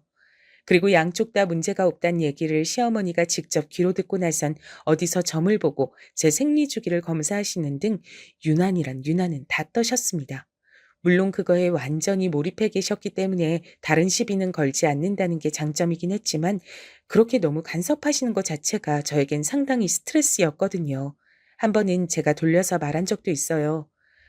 너무 이렇게 신경 쓰고 아등바등하면 오히려 안 온다고들 하잖아요. 조금만 마음 편하게 아무 생각 없이 있어 보면 찾아오지 않을까요? 남편도 저도 둘 다 문제 없다고 하니까 금방 들어설 거예요. 그렇다고 가만히 손 놓고 있을 순 없잖니. 네 나이도 생각해야지. 아예 신경을 쓰지 않는다는 게 아니라 조금만 여유를 가져보는 게 어떠세요? 제가 너무 신경 쓰고 있는 것 같아서 오히려 오지 않나 싶어서요. 제 말이 시어머니는 상당히 마음에 들지 않는 듯 보였지만 어쩔 수 없잖아요. 아이를 가져야 하는 건 저고, 그리고 제 마음이 편해야 하는 것도 사실이니까요. 그래서 시어머니는 정말 마음에 들지 않는다는 표정으로 어쩔 수 없이 수긍하셨어요. 그리고 다행하게도 그렇게 저를 놔둔 지 반년이 채 지나지 않아 저는 임신을 했습니다. 정말이지 그야말로 온 가족의 경사였어요. 아이고, 하나님, 부처님 감사합니다. 그래서 해산이 언제냐? 올 연말쯤이라는 것 같아요. 가만 보자. 그럼 둘째는 좀 소름이 돋긴 하더군요. 첫째 아이를 가지자마자 둘째를 언제 가질 수 있는지부터 계산하시는 모습을 보고 있자니 말입니다. 제 뱃속에 있는 아이가 아들이길 누구보다 간절히 바란 건 다름 아닌 저였어요. 만약에 딸이라면 또 다음 임신이 있을 때까지 어머니가 절 얼마나 괴롭힐진 안 봐도 비디오였습니다. 정말 다시는 겪고 싶지 않았거든요. 저는 어린 시절부터 잔병 치레가 많았고 몸이 건강 체질은 아니었다 보니 임신하고서도 걱정이 많았습니다. 그리고 그 걱정은 늘 적중했죠. 아이를 가지고 있는 동안 정말 고생을 많이 했거든요. 임산부가 겪을 수 있는 거의 모든 질환은 다 겪은 것 같아요. 몸이 너무 힘들었고 너무 고통스러웠습니다. 물론 뱃속의 아이가 너무 보고 싶고 사랑스러웠지만 그럼에도 가끔은 견딜 수 없을 만큼 힘들었어요. 시어머니는 그런 저에게 매번 잔소리하셨습니다. 너는 애가 몸이 이렇게 약해서 대체 어디다 쓰니? 움직이지 말란 말이 그렇게 힘드니? 남들은 이렇게 다 해주면 고마워서 절을 한다더니 너는 왜 가만 누워 있는 것도 못해? 제가 몸이 그러니까 시어머니가 절 돌본다는 이유로 거의 저희 집에 사셨거든요. 아이를 가지고 있는 동안에 말입니다. 그런데 제가 움직이기만 해도 저렇게 버럭 화를 내셨죠. 전 그때 알았습니다. 가만히 누워있는 일도 보통 일이 아니란 것을 말입니다. 그렇게 고단하고 힘든 10개월이 지나고 드디어 아이를 볼 수 있었어요. 이미 성별은 알고 있긴 했습니다. 중간에 한번 물어봤을 때 선생님께서 알려주셨고 전 그걸 바로 그 누구보다 빠르게 시어머니에게 알려드렸었거든요. 다음 임신은 정말 죽어도 하고 싶지 않아서 말이죠. 아이고, 됐다, 됐어. 아들이라니. 아마 그날이 제가 시어머니를 본 중 가장 기뻐 보이는 날이었을 겁니다. 그렇게 아들을 낳았어요. 정말 집안의 경사라는 말은 이럴 때 쓰는 거구나 하고 생각했던 것 같습니다. 사실 시아버지는 딱히 임신이나 아들에 대해 별말 하지 않으셔서 그렇게 좋아하실 줄은 몰랐거든요. 근데 정말 좋아하셨어요. 하루 종일 아이에게서 눈을 떼지 않으시고 하루 종일 입이 귀에 걸려 있으셨거든요. 이제 어머니도 그전보단 나아지실 거야. 당신이 너무 고생 많았어. 남편이 그렇게 얘기하며 제 등을 쓰다듬어 주더군요. 저도 그렇게 생각했습니다. 그토록 원하던 아들을 낳아드렸으니 이젠 그 전과 같은 간섭이나 잔소리들이 덜할 거라고 말이죠. 하지만 그건 엄청난 오산이었어요. 저희 시어머니는 예사뿐이 아니셨습니다. 기저귀는 뭐를 싸라. 언제까지는 모유 수유를 해라. 그러려면 엄마가 먹어야 할 음식은 이런 것들이 좋고 이런 것들은 먹으면 안 된다. 정말 사사건건 하나하나 다 간섭하셨어요. 둘째도 이제 슬슬 가져야지. 그리고 몸을 푼 지 얼마 되지 않아 바로 그렇게 얘기하셨습니다. 지금 와서 돌이켜보면 그때 탈출을 했었어야 하는 건데 왜 미련하게 아무것도 하지 못하고 그러고 있었는지 정말 후회가 많이 돼요. 남편은 몰랐는데 정말 회피형 인간이었습니다. 딱히 저에게 못하는 건 없었지만 시어머니의 구박이나 과한 요구 조건들에도 시어머니에게 그러지 말란 말 한마디를 하지 않는 사람이었어요. 시어머니는 그런 아들을 두고 엄마 말 잘 듣는 효자 아들이라고 했지만 제 생각은 달랐습니다. 남편은 귀찮고 번거롭고 괜히 복잡해지는 일에 끼고 싶지 않았던 거예요. 아마 자신의 어머니가 어떤지 알고 있으니 더 그러긴 했겠지만요. 시어머니는 제가 미처 몸을 다 추스르기도 전부터 둘째 얘기를 하시더니 아들이 돌이 다가올 때쯤 정말 스트레스를 많이 주셨어요. 너도 조금 있으면 노사 나느니? 지금 낳아야 한다. 낳을 생각이 없는 건 아니지? 노력은 하고 있니? 지금 가져야 2살 차이 나고 딱 좋잖니? 볼 때마다 그놈의 임신, 그놈의 아이, 정말 지겹도록 얘기를 해대셨어요. 제가 스트레스성 탈모가 올 지경이었습니다. 아마 그쯤이었을 거예요. 저희 친정 엄마가 시어머니의 그 유난을 알게 된 게 말입니다. 너 요즘 안색이 왜 그러니? 아, 한약 먹는 게 있는데 그게 몸에 잘 안 맞나 봐. 자꾸 살이 빠지네. 그럼 그만 먹어야지. 무슨 약인데? 그게 시어머니가 어디서 임신 잘 된다는 한약을 해서 오셨었거든요. 하루에 3번 몇 시에 먹어야 하고 이런 게 다 정해져 있는 약이었는데 때마다 전화나 문자로 제가 약을 먹었는지 체크하셨었습니다. 시어머니가 지어준 한약인데 임신 잘 되는 약일걸? 아니, 애 낳은 지 얼마나 됐다고 임신을 또 하라고 약을 지어줄 정도로 유난을 부려? 손이 귀한 집안이잖아. 저도 모르게 편을 들고 있더라고요. 시어머니를 위해서라기보단 그냥 시끄러워지는 게 싫어서 그랬습니다. 하지만 그런데도 엄마는 그 상황이 몹시 마음에 들지 않으시는 듯 했어요. 당연한 거죠. 자기 딸이 임신하는 문제로 저렇게 유난히 시어머니에게 휘둘리고 있다는 게 말입니다. 김서방이 중간에서 뭐라 안 해줘? 내가 그냥 하지 말라 그랬어. 괜히 시끄러워지는 거 싫어서. 그것 또한 거짓말이었죠. 엄마에게 걱정시키고 싶지 않았거든요. 아마 세상 모든 딸들은 공감할 겁니다. 제 심정을 말이죠. 아무튼 네 몸까지 이렇게 힘들게 만들면서 아이 또 가질 필요 없어. 너도 너무 스트레스 받지 말고 가지기 싫으면 그냥 가지지 마. 임신 안 된다고 하는데 뭐 어쩔 거야. 그리고 하나 낳았으면 됐지. 또 왜 그렇게 유난을 부려? 엄마의 그 말에 눈물이 나올 것 같았지만 정말 혼신의 힘을 다해서 꼭 참았던 것 같아요. 엄마에게 그런 모습을 보여주고 싶지 않다는 그 일념 하나로 말이죠. 그리고 다행인지 불행인지 둘째가 곧 들어섰습니다. 시어머니는 정말 뛸 듯이 기뻐하셨죠. 돌이켜보면 전 그때쯤부터 시어머니를 정말 많이 미워하고 원망했던 것 같아요. 기뻐하는 시어머니를 보며 다행이다, 안심이다, 이런 생각보다 그 모습이 정말 꼴보기 싫단 생각을 먼저 했던 것 같거든요. 그때 제 나이가 이미 노산인 나이로 접어들고 있을 때라 병원에서도 그렇고 더 조심하라는 의사 선생님의 말씀에 정말 시어머니의 그야말로 밀착 케어가 시작됐습니다. 첫째를 가졌을 때보다 한 10배는 더 했던 것 같아요. 저는 정말 스트레스를 많이 받았거든요. 하지만 가만히 누워서 다 해주는데 스트레스 받을 게 뭐가 있냐는 시어머니의 말과 그런 제 심정을 이해하지 못했던 남편 때문에 그 고통은 날로 더 심해졌습니다. 모두 아시겠지만 스트레스가 만병의 근원이고 또 임신 초기의 임산부에게 정말 쥐약이잖아요. 어쩌면 제가 유산한 건 아마 정해진 수순이었을 거예요. 그런 환경에선 말이죠. 네, 저는 둘째 아이를 유산했습니다. 가진 지 3개월 정도 됐을 때 말이죠. 바라던 임신도 아니었고 또 너무 힘들어서 겁이 났던 것도 사실이었지만 아이를 잃는다는 건 엄마에게 엄청나게 큰 슬픔이자 아픔이었어요. 저는 참 많이 힘들었습니다.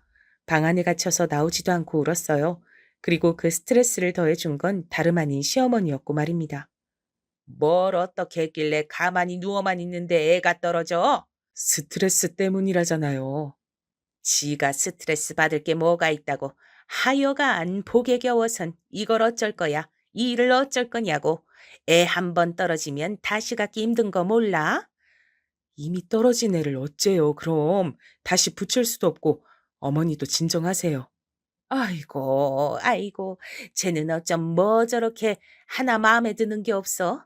이 손귀한 집에? 선우 있잖아요. 둘은 낳아야지. 그러게 내가 나이 좀 더 어린 애랑 하라고 했지? 지금 그 얘기가 왜 나와요?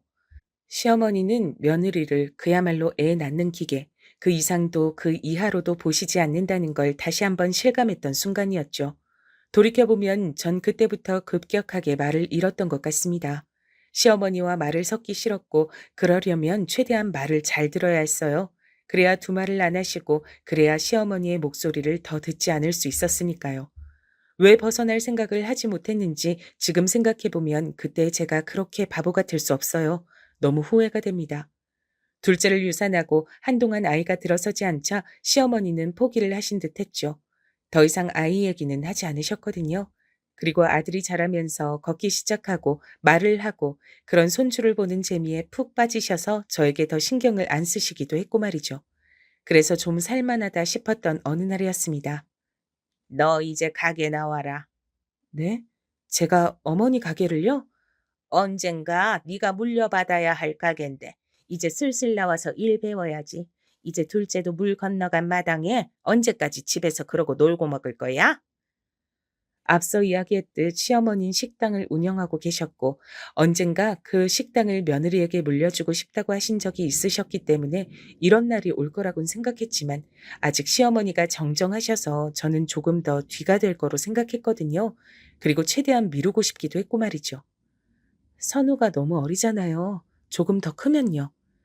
시어머니는 네가 하는 일이 뭐가 있냐. 애는 잘 보는 사람에게 맡기면 되지 않느냐 하는 소리를 하셨지만 이번엔 저도 지지 않았습니다. 어디서 보니 아이가 4살이 될 때까진 엄마랑 같이 크는 게 정서상 좋다더라. 그러면 아이가 더 똑똑해진다더라. 이런 얘기를 해서 겨우 시어머니를 말릴 수 있었어요. 똑똑하고 공부 잘하는 거. 그거에 엄청나게 집착하셨거든요. 그렇게 아이가 5살이 될 때까지 그 식당을 나가는 걸 미룰 수 있었습니다. 하지만 그 이후로는 더 이상 미룰 수 없었어요. 물론 그동안도 시어머니의 간섭과 유난은 계속되긴 했습니다. 애가 안 먹으면 안 먹는 대로, 많이 울면 우는 대로 언제나 제 탓을 하시며 저를 나무라셨으니까요. 그리고 그게 몇 년 동안 반복되자 저도 어느 순간부턴 정말 내가 잘못하고 있는 건가? 내가 모자라서 그런 건가 하는 생각이 들기 시작하기도 했죠. 처음엔 분명 시끄럽게 만들고 싶지 않아서 참고 한 귀로 듣고 한 귀로 흘리자 했던 건데 그런 얘기를 몇 년 동안 반복해서 듣다 보니 저도 모르게 안 좋은 일이 생기면 제 탓을 하고 있더라고요. 내가 뭘 잘못했는지, 혹시나 그게 내 탓은 아닌지 하는 것과 같은 말이죠. 나중에 돌이켜보니 그 모든 게 요즘 흔히들 얘기하는 가스라이팅이었던 것 같습니다. 그때는 그런 줄 몰랐는데 말이에요. 아이가 5살이 되고 이제 더는 시어머니 가게에서 일을 하는 것을 미룰 수 없었어요. 그리고 그때 또 시어머니가 어디서 알아온 영어 유치원에 아이를 보내기 시작했던 시점이라 더더욱 아이 핑계를 댈 수가 없었습니다. 그렇게 시어머니의 식당에서 일을 시작하게 됐습니다. 처음엔 지금까지 들어왔던 잔소리나 시어머니의 유난 정도라면 뭐 버틸만 하겠지 하고 생각했던 것 같아요. 하지만 아니었습니다. 식당에서 함께 일하며 하루 종일 붙어 있는 시어머니는 제 상상을 초월하는 분이셨어요. 아까 손님한테 물 제대로 안 가져다 줬지? 너는 할 줄 아는 게 뭐니? 설거지 제대로 하라고 했지? 이게 뭐야? 일이 느는 게 이렇게 더뎌서 널 어디다 쓰니? 너 사회생활은 제대로 한 게 맞지? 어쩜 이렇게 멍청할 수가 있어? 아무렇지 않게 다른 직원들이 다 보는 앞에서 그런 말들을 하셨어요. 인신공격성 발언들 말입니다. 아무리 제가 이제는 세뇌가 되어서 시어머니의 그런 말에 정말 내 탓인가? 내가 모자란가? 하는 생각을 한다고 해도 저도 사람인데 남들 앞에서 그런 소리를 들으면 당연히 부끄럽고 수치심을 느끼잖아요. 그래서 하루는 참지 못하고 울었습니다. 하지만 시어머니는 우는 저를 더 나무랐어요. 지금 생각하면 그건 나무라거나 혼을 낸 수준이 아니라 모욕이었습니다. 할 줄 아는 거 하나도 없는 애가 이 정도 말 들었다고 울어? 너 그래서 장사는 어떻게 할래? 이거 꽁으로 물려받을 생각이었니? 어? 양심이 있어야 할 거 아니야? 저는 단 한 번도 시어머니의 가게를 물려받겠다 먼저 얘기를 한 적이 없어요. 먼저 그렇게 장사가 잘 되는 가게를 남한테 물려줄 수도 없고 또 멀쩡히 회사 잘 다니는 아들을 이런 험한 일 시키고 싶지 않다고 한 건 모두 다 시어머니였어요. 저는 아무래도 장사가 적성에 맞지 않는 것 같아요. 그 말에 소리를 확 지르시더군요. 어찌나 그 소리가 컸던지 퇴근 준비를 하던 주방 식구들도 다 들을 정도였습니다.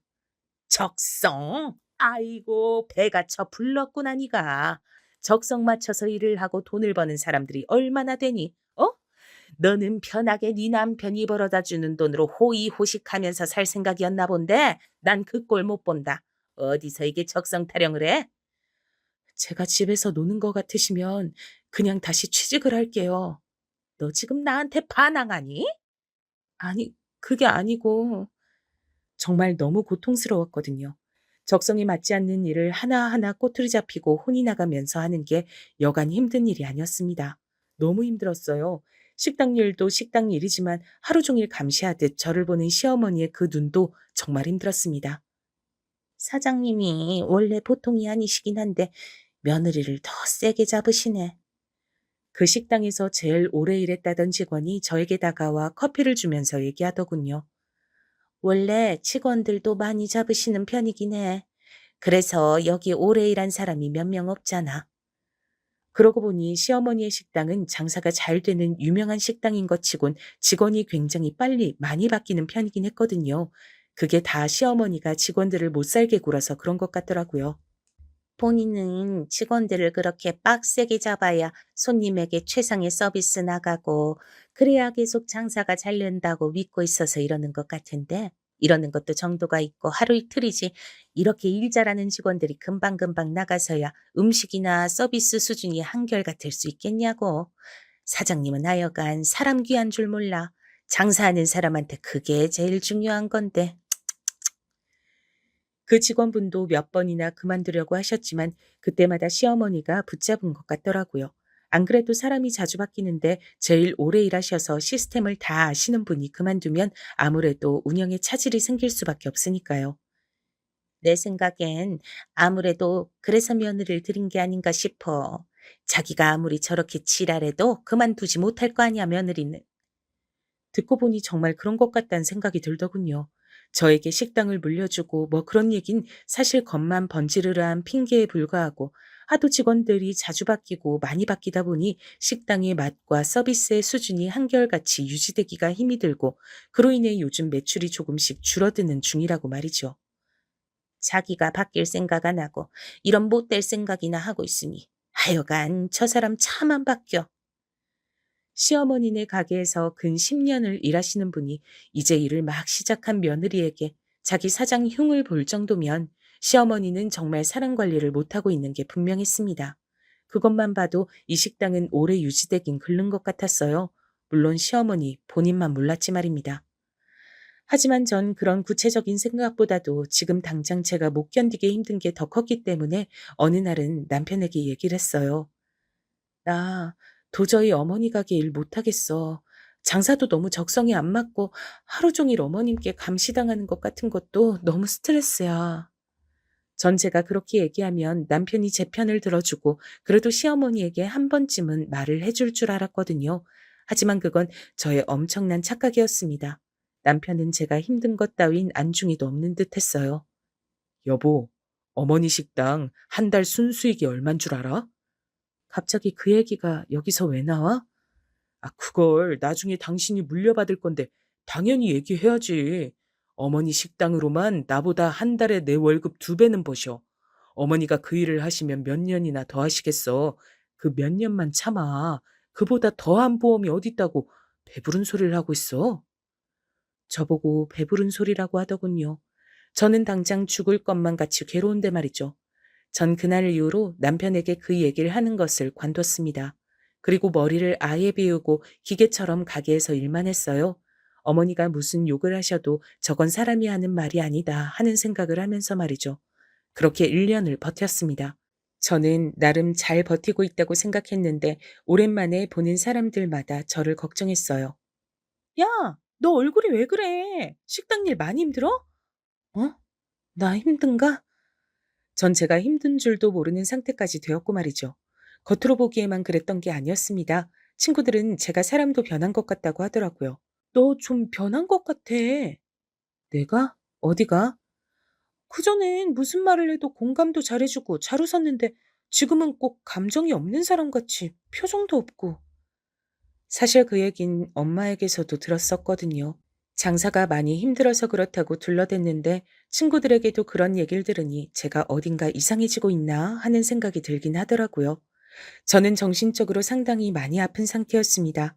그땐 자각하고 있지 못했지만 말이죠. 아마 저는 엄마 아니었음 그걸 평생 자각하지 못한 채 그렇게 세뇌당해 마음도 표정도 없는 기계처럼 감정을 빼놓고 일만 했을지도 몰라요. 그게 불행한 거란 생각조차 하지 못하면서 말이죠. 하지만 그래도 저는 복이 있는 사람이었습니다.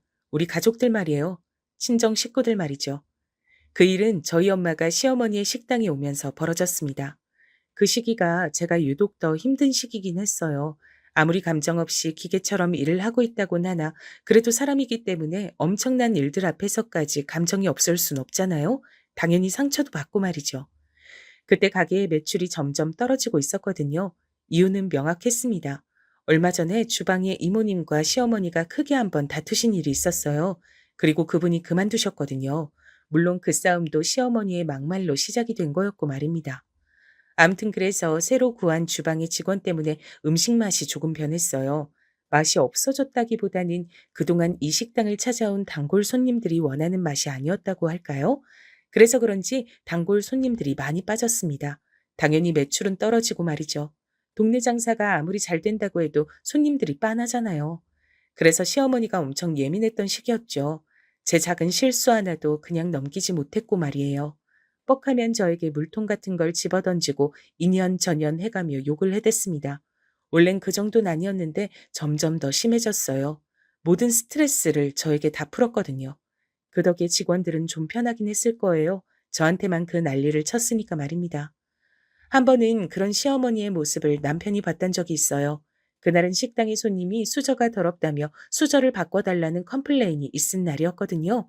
그 손님이 나가자마자 시어머니가 저에게 숟가락과 젓가락을 던지며 쌍욕을 하셨는데 그때 마침 남편이 식당으로 들어왔었습니다.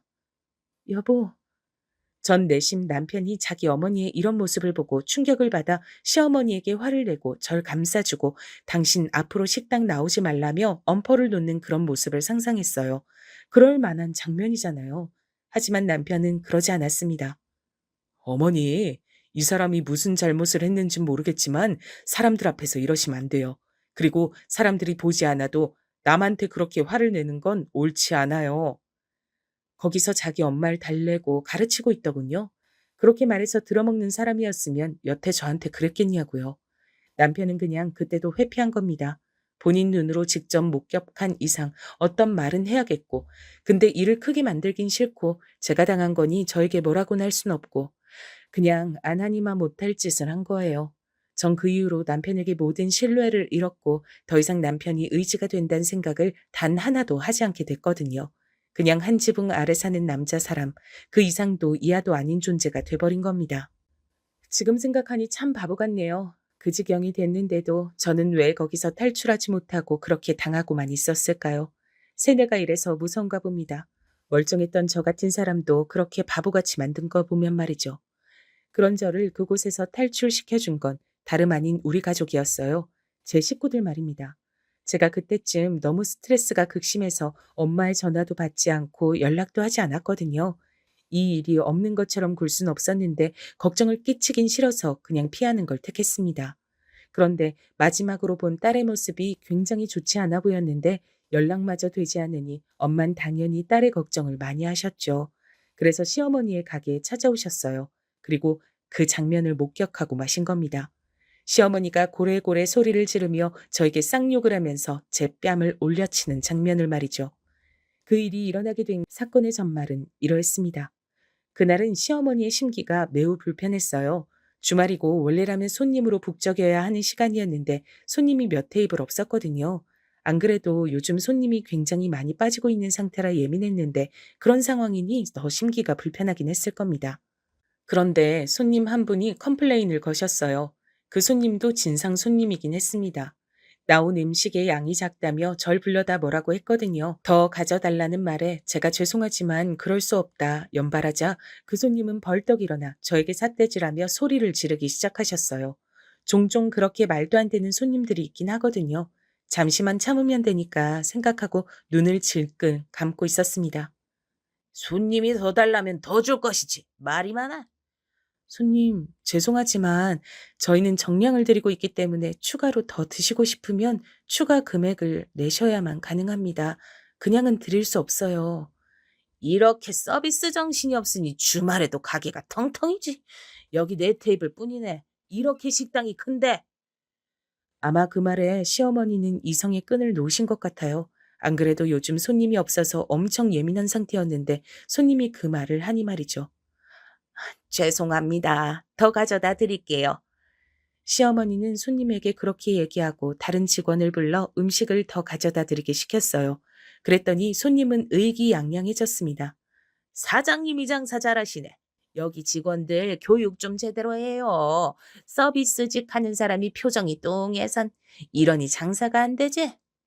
하며 저를 탓하는 듯한 말을 했죠. 시어머니는 그런 손님에게 알겠다고 하며 고개를 한 번 더 숙인 뒤 절 옆으로 끌고 나오셨습니다. 그리고 순식간이었어요. 제 뺨을 올려친 게 말입니다. 짝 하는 소리가 식당 전체에 울려 퍼지고 저는 아픈 것보다 놀라서 고개를 번쩍 들어 시어머니를 바라봤습니다. 시어머니의 표정을 보니 화가 아주 제대로 나서 이성을 잃은 것 같아 보였어요. 니년이 내 식당을 아주 다 말아먹으려고 내가 생각해보니 우리 가게 매출 떨어진 것도 니년 들어오고 나서부터야. 말도 안 되는 소리였습니다. 주변에 다른 식당들이 생기면서 매출이 점점 떨어지고 있던 차에 주방 이모님이 그만두시면서 맛이 변해서 그렇다는 건 오는 단골 손님마다 하던 말이었어요. 제가 억울해서 뭔가를 말하려던 차에 오히려 그 무례한 손님이 당황한 듯 말을 했어요. 아니, 그렇게까지 하실 필요는 없는데. 진상 손님이 말릴 정도니 말 다 한 거죠 뭐. 하지만 시어머니는 그만둘 생각이 없어 보이셨습니다. 이 기회에 얘 정신머리 좀 제대로 잡는 거니까 손님은 신경 쓰지 않으셔도 돼. 그때였습니다. 엄청나게 큰 소리로 마치 문이 부서질 듯 세게 열렸어요. 가게 입구 쪽이 다 유리로 되어 있어서 진짜 마음만 먹으면 부서질 수 있긴 하거든요. 모든 이의 시선에 그 엄청난 소리를 낸 문 쪽으로 향했습니다. 다행히 문은 부서지지 않긴 했더군요. 하지만 전 그보다 더한 충격으로 그 자리에 굳을 수밖에 없었어요. 그 엄청난 소리를 내며 가게 안으로 들어온 건 다름 아닌 저희 엄마였기 때문입니다. 이게 지금 뭐 하는 짓이야? 저희 엄마가 원래도 성량이 좀 좋긴 하시거든요. 근데 작정하고 소리를 질렀으니 귀가 아플 지경의 큰 소리긴 했습니다. 식당의 모든 사람들이 정말 그야말로 화들짝 놀랄 만큼 말입니다. 그리고 가장 놀란 사람은 저와 시어머니였어요. 전 그 자리에서 굳었고 시어머니 또한 마찬가지였습니다. 그리고 곧 말을 더듬기 시작하셨어요. 제가 시어머니를 본 역사상 가장 당황한 모습이었거든요. 사돈, 여긴 어떻게? 내가 지금 여길 어떻게 왔는지가 중요해요? 네? 엄마는 그렇게 말하며 재빨리 저에게 다가와 제 손목을 당겨 자신의 뒤로 절 끌었습니다. 마치 지켜주듯 말이죠. 엄마의 그 행동 하나에 울컥 눈물이 나올 것 같았어요. 그러면 안 될 것 같아 입술을 꽉 깨물었습니다. 방금 그건 오해가 아니져도 그럴만해서 어디가 어떻게 그럴만하면 며느리한테 2년 전년 해대면서 뺨을 올려치는데요. 얼마나 그럴만하면 엄마는 말을 하다가 도저히 참을 수가 없다는 듯 다시 소리를 버럭 질렀고 그 소리에 식당 안에 있던 손님들은 다시 한번 놀라는 듯 했습니다. 사실 평소에 저라면 거기서 엄마를 뜯어말리고 나중에 얘기하자고 했을 것 같았지만 그날은 도저히 그럴 마음이 생기지 않았어요. 저도 굉장히 많이 지쳐 있었던 것 같습니다. 사돈, 일단 진정하시고 내가 지금 진정하게 생겼어요? 네? 그러더니 엄마가 절 돌아보며 말했습니다. 너 지금 당장 네 남편한테 전화해. 얼른! 제가 우물쭈물하고 있자 얼른이라고 한 번 더 소리쳤어요. 전 바로 전화를 했습니다. 무슨 일이냐고 묻는 남편에게 일단 빨리 오라고만 다급하게 얘기를 했죠. 남편은 알겠다고 하고 끊더군요. 사돈, 일을 크게 만들지 마시고 저 지금 일 크게 만들려고 이러는 건데요. 엄만 그렇게 이야기하고 바로 어디론가 전화했습니다. 어디로 하나 싶었는데 곧 알 수 있었죠. 네, 거기 경찰서죠? 여기. 바로 경찰에 전화한 겁니다. 여기 직원이 사장한테 폭행당했으니 얼른 오라고 말이죠. 시어머니는 벙치셨어요. 가게 안에 모든 사람이 놀라서 엄마를 바라봤습니다. 아니, 사돈, 지금 뭐 하시는 거예요? 뭘 하긴요. 보고도 모르세요? 그렇게 멍청하셔서 장사는 어떻게 하세요? 경찰에 신고한 거잖아요. 아니, 그 말이 아니잖아요. 무슨 이런 일로 신고를. 이런 일? 지금 내 딸을 그렇게 무자비하게 때려놓고 지금 이런 일이라고 했어요? 네? 다시 한번 엄마가 큰 소리로 화를 내셨습니다. 어느새 가게 안 손님들은 모두 저희를 구경하고 있었죠. 아마 저라도 그랬을 겁니다.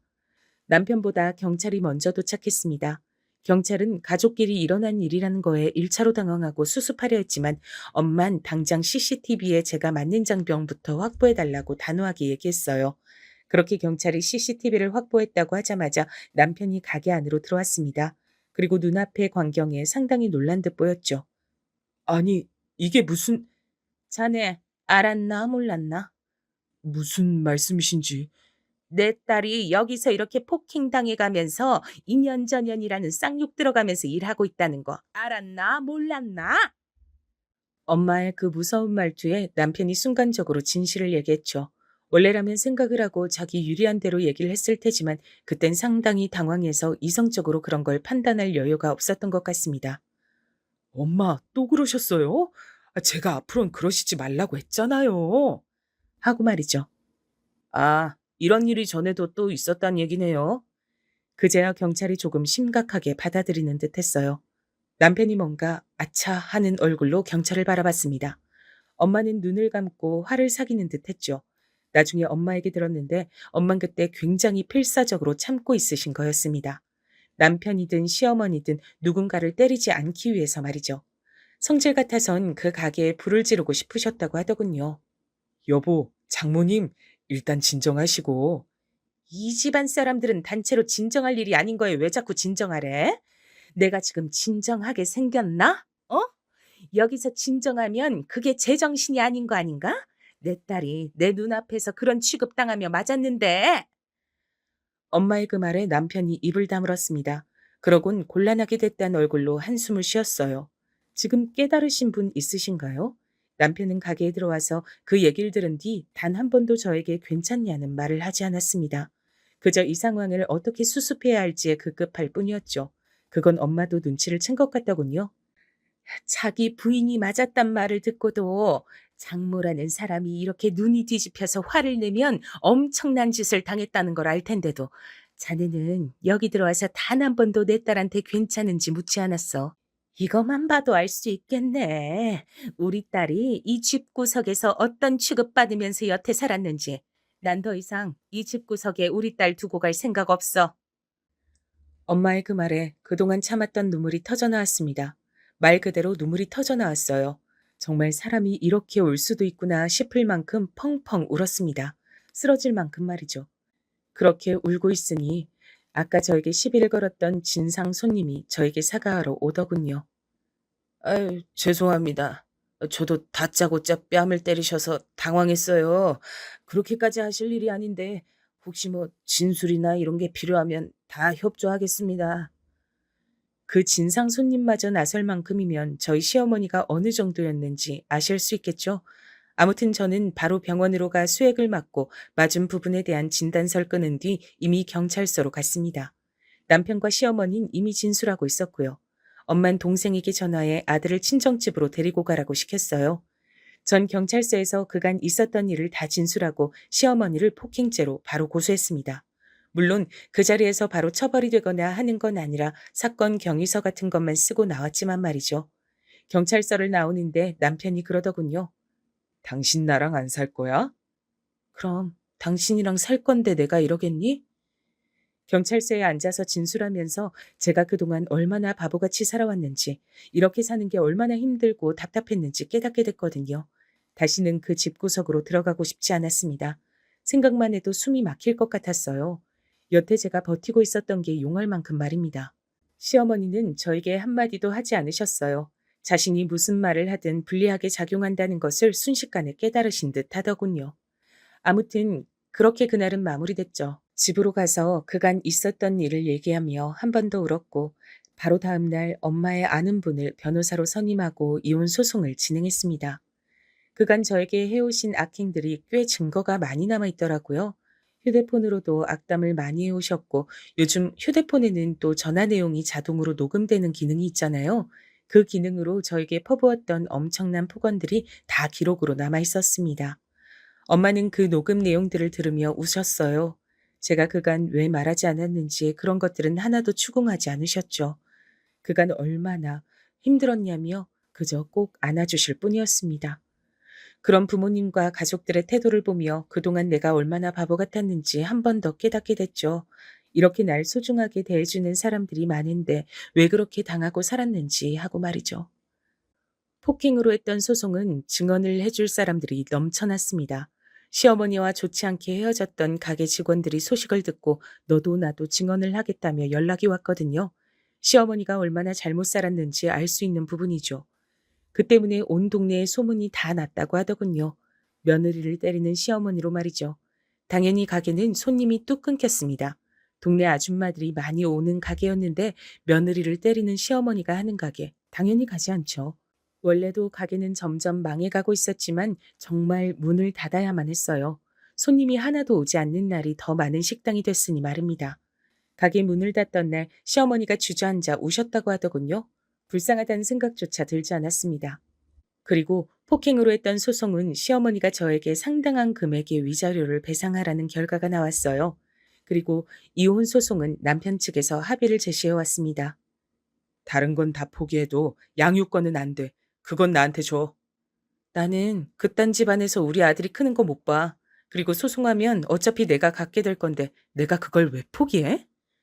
시어머니는 다른 무엇보다도 제가 양육권을 가져가는 사실에 대해 속이 뒤집혀 있어요. 울었다가 빌었다가 화를 냈다가 저에게 오만 짓을 다 하셨거든요. 지금 오씨 집안 독자를 네가 데리고 나가서 키우겠단 거냐? 이혼은 해라. 위자료도 뭐 주마. 선우는 안 된다. 그건 어머니가 결정하신 문제가 아니에요. 이혼도 위자료도 선우도 다 제가 법대로 다 할 겁니다. 네가 정말 내 손에 죽고 싶으냐? 어디 한번 더 해보세요. 어머니의 그 몰상식한 행동 때문에 법정에서도 다 제 손 들어주신 거니까요. 제 말에 시어머니는 이만 악물뿐 아무것도 하지 못하고 돌아가셨습니다. 남편도 자신의 어머니와 연을 끊으면 다시 생각해 봐 줄 수 있냐는 등 말도 안 되는 소리를 냈지만 당신 얼굴을 보는 것만으로도 역겨워서 토할 것 같아. 라는 제 말에 충격을 받더니 다신 그 얘기는 하지 않더군요. 이혼 소송도 다 제가 승리했어요. 위자료도 많이 받았고 양육권도 가져왔습니다. 물론 합의하에 아이를 보여주는 부분에선 동의했고요. 시어머니는 시아버지와도 거의 남처럼 지내고 있다고 하더군요. 시아버지가 이혼하려다 참았다는 얘기를 들었습니다. 남편은 아직도 간혹 자신이 어머니와 연을 끊을 테니 다시 한번 생각해 봐달라는 식으로 얘기를 하지만 저는 그럴 생각이 절대 없네요. 지금이 너무 행복하거든요. 이제 숨을 쉬는 것 같고 이제 세상이 보이는 것 같아요. 소중한 제 가족들과 전 이렇게 살기로 결심했습니다. 엄마가 밝아지니 아이도 밝아지는 것 같아서 그동안 아이에게도 영향이 있었구나 싶어 슬프기도 했고 말이죠. 저는 요즘 문화센터에서 도예를 배우고 있습니다. 잡생각을 하지 않고 집중하기에 상당히 좋더라고요. 그리고 재미도 있고 말이죠. 이렇게 하루하루 소소한 즐거움을 느끼며 사는 일상이 얼마나 행복하고 소중한지 새삼 깨닫고 있는 나날들을 보내고 있어요. 그리고 눈물이 날 만큼 그 사실이 행복합니다. 저는 이제 그만 얘기를 끝내야 할 것 같아요. 그 집구석에 더한 복수를 해줄 수도 있었습니다. 하지만 전 제가 행복함으로써 그 복수를 완성하려 해요. 그들은 정말 불행해 보이거든요. 그만 줄일게요. 제 얘기 들어주신 분들도 오늘 하루 소소한 행복을 느끼며 그 일상에 행복해 하시길 바랍니다. 감사합니다.